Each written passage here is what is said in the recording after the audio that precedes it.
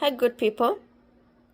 I came across this trading video, or one of the many trading videos um, about P. Diddy. Make it make sense why somebody would get so accomplished, get the influence, the power, and the wealth. You mess it up by making irrational decisions. He's been accused of a lot of things. He's denied, but now videos are coming and they are damning evidence that the people who were saying that he did those things actually were right. I don't understand why you can be so blessed, their blessings for granted. Why? Please, people, make me understand in the comment section. Prior to the end of 2023, Diddy was living the high life, his booming businesses, him reaching that billionaire status. Everything was great. But then came the end of 2023 with the lawsuit that was quickly settled with Cassie. Then you had Little Rod's lawsuit pop up. And people were giving him the benefit of the doubt. Fast forward to now, his house got raided, his son is now facing a lawsuit, all of these different things. But the thing that put the nail in the coffin, a bombshell video that CNN just dropped of a domestic violence situation that occurred back in 2016. One where you see Cassie walking down a hallway in a hotel as if she's going to check out. A few minutes later, you see Diddy come running in a towel, grab her by the hair, pull her to the ground. You look like he went for a punt kick, kicked her, and then pursued to drag her back the direction that both of them came. Once this video dropped, it seemed like everybody severed ties with the man called Diddy. And then he came back and dropped an apology video, which I don't know who he was apologizing to, but I guess he thought this could have been some kind of damage control because at the end of the day, he never apologized to Cassie. It's so difficult to reflect on the darkest times in your life. Sometimes you gotta do that. I was f***ed up. I mean, I hit rock bottom. But I make no excuses. My behavior on that video is inexcusable. I take full responsibility for my actions in that video. I'm disgusted. I was disgusted then when I did it. I'm disgusted now. I went and I sought out professional help. I had to go into therapy and go into rehab. I had to ask God for his mercy and grace. I'm so sorry, but I'm committed to be a better man each and every day. I'm not asking for forgiveness. I'm truly sorry. Shut your stupid... Now, the crazy question about all of this is, why is all of this coming to surface now? How come when all of these things happened in the past, everything was swept under the rug? Nobody could find no video evidence of anything. Well, guess what, ladies and gentlemen? Sit back, grab your coffee, because here on Matter of Opinion, we about to break this down. We all know the lawsuit that Cassie and Diddy quickly settled, and he dropped a post vehemently claiming his innocence, saying that this is a money grab and all the things that he's being accused of, it's just smoke and mirrors. He dropped this post, his lawyer was coming out saying this, and then lo and behold, the video dropped. And now he's trying to save face. Shut the fuck up in 2024. Yo. But why all the allegations and everything that happened in the past never even went to court or the man getting arrested? The only thing that he went to court for was the shooting in the club that actually Shine wound up doing time for. And even with that, the victim literally came out and said that Diddy was the one that shot her in the face. In this lawsuit with the producer Little Rod, he appears to be a very young producer to me, but he said something very specific. As a means of threatening him, Puffy said, that's why I shot up the club in New York back in 1999 and let Shine take the fall for it. I am the woman who he shot in the face in that 1999, December 27th, 1999, Club New York shooting. I have told everyone ad nauseum since then, even the surgeon who did the surgery to take the bullet. I got shot in my face with a 9mm hollow point bullet. I literally have told everyone and never changed what I said. I watched him. I got pow-powed in the face. I watched him fire the gun. I've said it all this time. Even the surgeon who did my surgery to take out part of the bullet fragments that was aspirating into my lungs and try to remove as many bullet fragments as possible, testified in the criminal trial that while they were putting me under, I was screaming, "Puffy, pew pew me in the face." He testified in the criminal trial. It is in the record. They all knew he did it. Everybody knew he did it. But he paid off the club bouncer named Sharice and all these other people and the club owners with their video to hide the video. That's his MO. I told everybody that. This man almost took my life, has traumatized my life, has caused undue harm, irreparable damage to my life, lied his behind off. I've had all these youngins on the internet harassing me, swearing that I'm making it up that he did it. And look what he did to Little Rod. Final question, is there anything that you may want to confess tonight before you go in? I keep everything right here. There you go. Or right here. There you go. That's how you do it. Let's take a trip down memory lane of all the transgressions that this man have done. Now, one could argue that Heavy D, back in 1989, introducing Diddy to Andre Harrell is possibly the things that set things in motion. Diddy was introduced to Andre Harrell, the same Andre Harrell who was under the tutelage of Clive Davis, an openly gay man. And if you listen to Jaguar Wright, she's been saying for years that Diddy is a ex-trafficker, love power, and everything he's doing, he learned it from his two mentors. My focus right now is Sean Combs. Okay. Tell us why. Tell us why. Because he's a sex trafficker and he's using music and entertainment to sex traffic.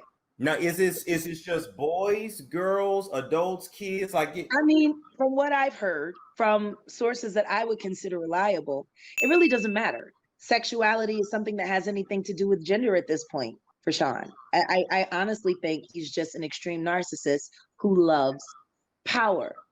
He loves the ability to manipulate and control people. Why? Most likely because he was victimized by his mentor, who loved to control people. And his mentor was Andre Harrell. Tell us how who was he mentored by Clive Davis. And don't tell me that Andre Harrell got touched by Clive Davis too. I'm telling you, I don't know what happened between Andre and Clive. What I do know is that Andre got passed over. Like, wow. How do you go from being the president of Uptown and losing your entire company to your intern? All Puffy did was do what he was taught to do. Make men suck his dick. Well, he was forced to. What? And for those who are wondering, who is Jaguar Wright? You've kind of been like that background person to be like the fly on the wall in a whole bunch of situations, conversations. See, I was an intern at the labels. I used to help write the marketing reports.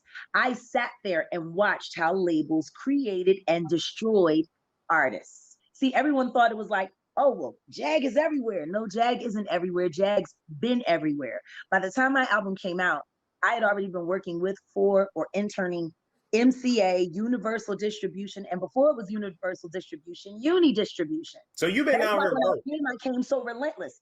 Everyone already knew who I was behind the scenes. People have gotten on my page and asked me, do I know who killed Biggie and Tupac? What I will say about that is this. Allegedly, everybody knows. Oh. Allegedly, everybody knows, but nobody's going to say anything. You got to look at what people do, man. You know Pac just got killed. It ain't no kind of business Big was doing. Big couldn't even walk. He couldn't run. Why the hell would you rent studio time in LA for him to finish your album when in fact you got your own studio, Daddy's house? Let's keep it a buck. Let's stop this bullshit, man. Why in the hell you would put your man in a situation by sending him to Cali to work on your album? On top of that, you got to look at the various abuse of Kim Porter. My name is Mark Curry. You know, I'm a former bad boy recording artist. A lot of people, you know, I made a lot of hits for Puff. And speaking of Kim Porter, because you knew Kim Porter, is it true that Diddy broke her nose? Bust her nose, man. Anytime a man would go out his way to wiretap someone's phone or put taps in their homes just to monitor their conversation, that's a sign of insanity. The various abuse of Cassie. What you gotta say now?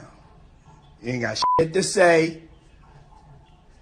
When you put your girl on the snap, baby, yo, babe. I mean, shit getting weird. Come on, baby, it's hot outside. You wrapped up in that blanket. Let's go jog on the beach. The blowing up of Kid Cudi's car. She claims she did try to leave several times, but Diddy would always send his team to find her, track her down, bring her back, under the basis that her career would be ruined if she left. And then one of the times she left, she actually had a brief relationship with Kid Cudi. When Diddy found out, he allegedly beat her, threatened to blow up Kid Cudi's car. The filing then says shortly after Diddy's threat, Kid Cudi's car actually blew up, and Kid Cudi confirmed it. I mean, the list goes on and on. We in the studio. And this girl in the studio, and she's singing, but the girl is Cassie at the time. I don't really know what's going on. I just know she's a big singer. I'm not a musician. I'm not a music guy at this time. I'm not into music. I'm just there with Shy, literally to make sure Shy all right. I know like the popping people. While they been telling us like before we even get to the studio with him and Cassie in the studio, Wale was already telling us like, man, we better go to the studio with Cassie. Man, Diddy be acting crazy over her. Diddy don't want nobody working around her, so y'all make sure y'all don't look at her too wild or make her feel uncomfortable. Or if you see her security guards with her, just prepping us on how crazy Diddy act over her. Like any guys that's around her in her vicinity, while Diddy not around, he kirks off, he goes off. We make it through the session. We probably like an hour in the session, like an hour into the session, maybe two. Her and Wale doing what they do in the studio, but they helping each other. It's just professional, y'all. It ain't nothing like, they ain't doing nothing weird. I don't feel no weird vibes. I don't see no flirting or nothing. It's really professional. They making good music. So I'm off not paying no attention. I've been heard what he told me before we walk in here about Diddy be tripping, but I'm just thinking like Diddy be tripping. I swear to God, y'all. Diddy and his security guards walk through this room. I told y'all. But I don't know. I guess they weren't supposed to be there doing it in person together. They were supposed to send it or whatever, but they was trying to keep and do it in person together because they ain't thinking Diddy gonna pop up in here like Diddy probably somewhere living his natural born life. At least that's what they thought.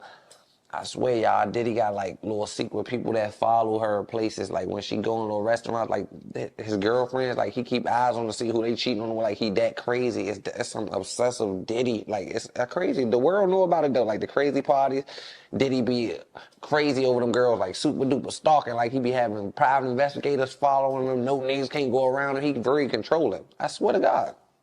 So that's what the vibe is. So Diddy walks in. Diddy walk in, Wale and him in the bathroom. Wale and the girl in the booth, but they doing the music part. Me and Shy over here. I don't know it's Diddy who walked in. I just see these big security guys and a nigga in black, like it's a black sweatsuit and a hat. I can't really see who it is, but I know it's another celebrity important person because this room only important people walking in this room. This ain't even no type of room you can get in unless you're an important person.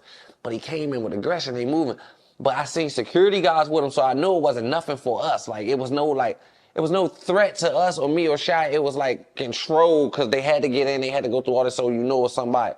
And then I looked. It was like a glance once he got a little bit past me. I'm like, damn, that's Diddy. I ain't say nothing. I looked at Shy. Shy looked at me. I was not about to run in there. First of all, I'm here with Shy. I'm just not about to run in there and say Wale and be like, Wale, Diddy come like that. I would have died. Like that's out of my control. First of all, this Puff Daddy. I promise you. I don't know what gangsta I do in the street. Uncle Buck, this is off my list. This is off my radar right here. I can't do nothing with this. I'm gonna stand down. So man, Shy like, oh. So as they go in there, they go back there, but they shut the door. It's a blind. All right, it's a studio part, the booth part. It's like a blind back there. Like it's a pop part. They do orchestra back there. So with a booth at, it's like an orchestra, like a church show. You can open it and you can see in the studio where they record, or you can shut it. Like don't y'all ever been to a graduation in the blind shut? You can shut the blinds and you can't even see back there. Diddy and them went back there and shut the blinds. All I heard was a rock, do, do, do, do, do, do, but not punches, like shit, like moving around, tables and shit. But I'm like, oh. So me and Shy run to the blinds. We peeping through the blinds. I'm peeping through the blinds. Shy peeping through the blinds. I swear for God, it's a balcony in the studio, like an out balcony. You can see over the back. I swear to God, my grandmother, they got Wale over top of his feet. They got him off his feet, hanging off the balcony. Like, he hanging off the balcony. They dangling by his feet. I can't really hear what they saying. I'm like, Shy, man, be quiet. Shy don't know what's going on. Shy, first of all, Shy can go back and help Wale. This is man. He can go back to Shy and he must move. I swear to God. Shy like, man, what they doing? I said, man, they got him over the balcony by his feet. They're like, man, no, he don't. That ain't him. Like, so that is him. We knew it was him because we know what type of shoes Wale wore to the studio, and we seen them jump up in the air. So who put on Wale's shoes? Nobody. That was Wale's feet over there. So boom. So I'm like, Mo, what the hell is going on? But Wale had already hipped us to this, that Diddy is crazy about this Cassie girl, and nobody could be around her, this, that, and the third. Uptown Records started with 5 people. Andre Harrell, Al B. Sure, Heavy D, and Puffy. And Kim was the longest working employee because she was there from the very beginning. She was Andre's personal assistant. Kim is dead. Heavy D is dead. Andre Harrell is dead. The only 2 left are Puffy and Al almost died. Finally, we're going to be producing the Al B. Sure life story.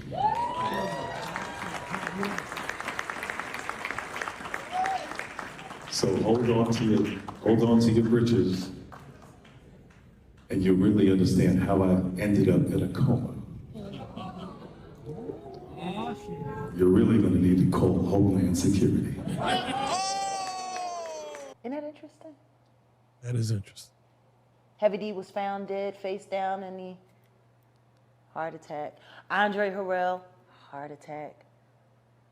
Kim died from pneumonia, but there's the first coroner's report that said that she died. It was ruled a homicide, and they found toxins in her body to prove that she had been poisoned. You know, they have poisons that create heart attack and pneumonia-like symptoms. And then right after that, Al had a meeting, and I was going to meet up with him because we were in Vegas, and then the next thing you know, you want to know what they all had in common, though? The survivors and the late of Uptown Records, they were all writing tell-all books. Andre was writing a book right before he died. Heavy D was working on a book before he died. Kim Porter was working on a book before she died. And Al B. Sure was working on the documentary of his life. And then he goes into a coma. Has anything happened to him? This man basically dodged and weaved every type of criminal activity that came his way. And if you're looking back from 1990 and 1991 with them first lawsuits, he always had protection. Now, a lot of people are led to believe that Clive Davis is the one protecting Diddy. At that time, yes, I can say Clive Davis was probably the one who was behind protecting Diddy. But to look at the things now that are transpiring or that he's being accused of, which is the trafficking and all of these other things, no. That takes people of greater power to cover up his tracks. In order to do that, ladies and gentlemen, you have to follow the money in his investments. This is where Erica P is going to break down following that money trail. Of course, I had to start following the money. And the fact is, he went from an intern to a mogul.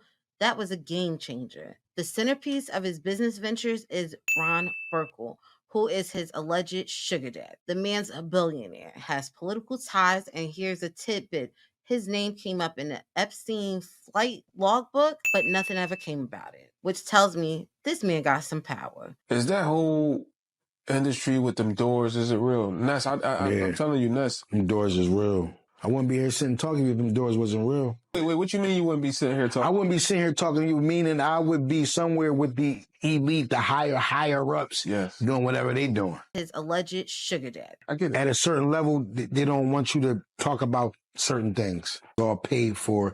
It's all a network of people that kind of closely stick together. And, you know what I mean, once one person accepts you, then you kind of get passed on to the other people that's in that network of people. So you mean to tell me to get on a higher level, you have to sacrifice some things? That's real. Yeah, whether it be, a religious sacrifice, a physical sacrifice, or monetary sacrifice.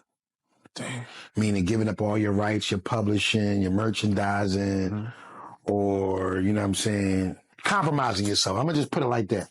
Compromising your morals that you came into the game Basically with. You got to be really self-aware and self-confident that you can do it by yourself without all these energies. You gotta So give that's up why you something. sitting with me. You got to get... You got to give up something. Just look at his business ventures. He introduced him to other billionaires. With Sean John, he invested $100 million, which led to the brand being sold to Macy's and Dillard's exclusively. In 2004, Diddy partnered with Estee Lauder to create fragrances. This is also around the time where Diddy finally achieved that remarkable social status boost. If you think about it, all of this happened because of his friendship and business relationships with Ron Burkle. In my opinion, the status elevation is what got him to collaborate with Diageo under the brand Ciroc as an equal shares venture back in 2007. Think about it. He's a marketing genius. He became the face of the brand. If there's one thing that Sean knows, he knows pop culture. That is true. He knows what's hot. Like and how to ride the train. I cannot take anything away from where he has been extremely effective. Yes. He knows pop culture. Matter of fact, he probably knows pop culture better than he knows music. Again, partnering with Ron Burkle in 2008 when he purchased Aniche. Wherever you're from, you got a different way of saying it. The clothing brand that's from Liz Claiborne. All of his business ventures allowed him to accumulate the funding to purchase Revolt TV with Andy Schuon, something like that. I already know I butchered that name. He was a former MTV vet, and they launched this back in 2013.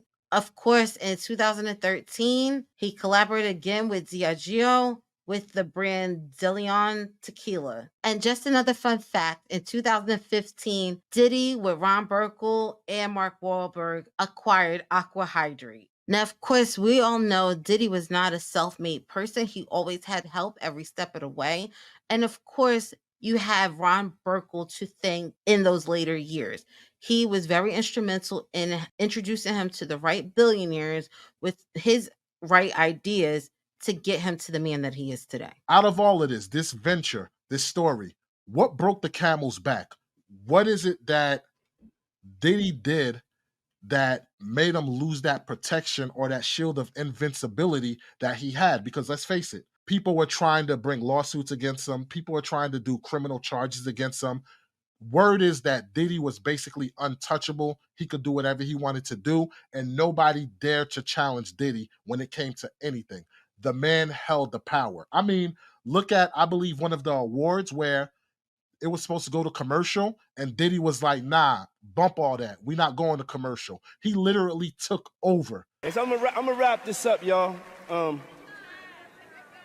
gonna wrap this up, but if I gotta pay for the commercials, hit me with the bill. I got it. You know what I'm saying? We going no commercials on this. If that's not power, ladies and gentlemen, I don't know what power is. But what broke the camel's back that Diddy lost his power, and now Cassie was able to sneak in there. Little Rod was able to get in there.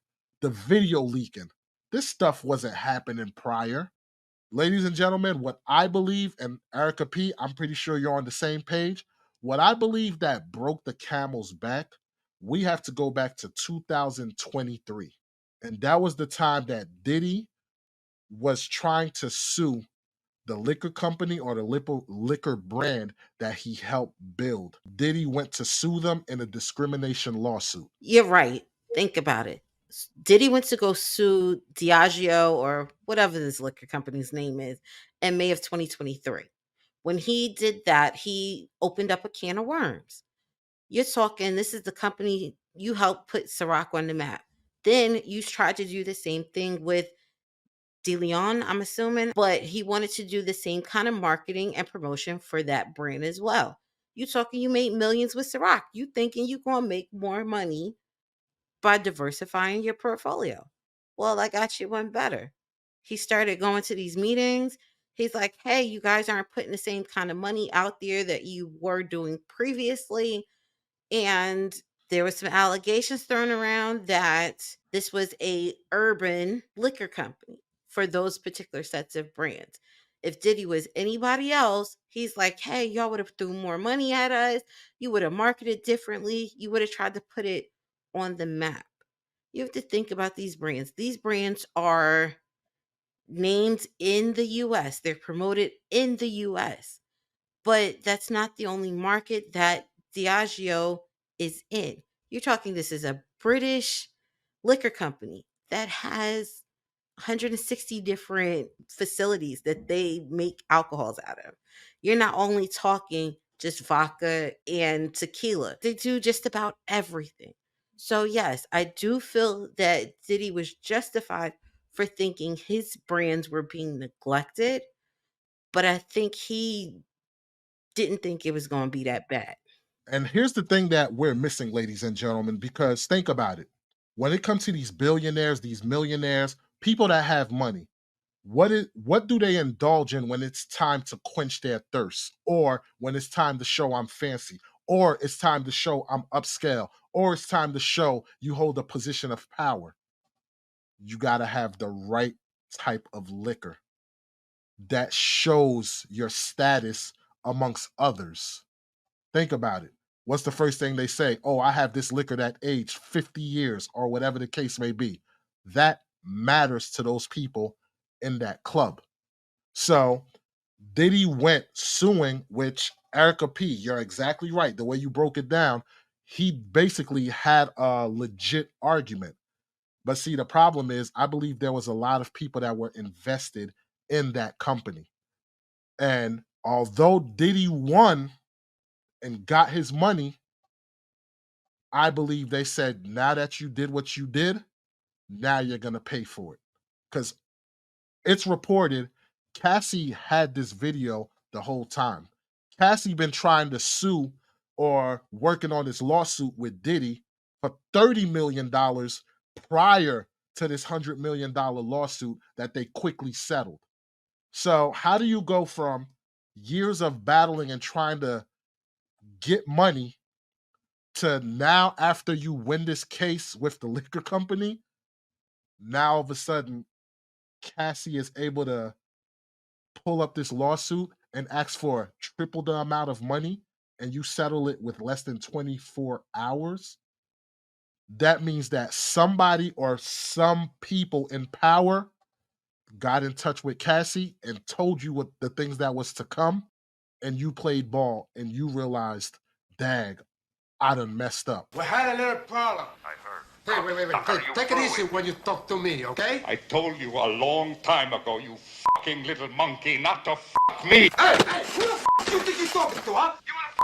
What are your thoughts, Erica P? I'm gonna tell you, he definitely did. Think about it. When you're somebody who's an untouchable, how do you get their mindset? How do you get them to feel what you're going through? You start off with attacking his money. After the lawsuit came out, Cassie got her payday, which is what she wanted, and Diddy started losing more and more money. You had companies like Macy's who severed all ties. Your brand was exclusively ran in Macy's for years. That's a partnership you ain't think was going to be touched, and now it's no longer there. You got the liquor brand said, okay, we settled this lawsuit, and guess what? You no longer are part of that company at all anymore. They settled it, and now you no longer have that. You got other smaller companies that don't want to mess with your e-commerce business anymore.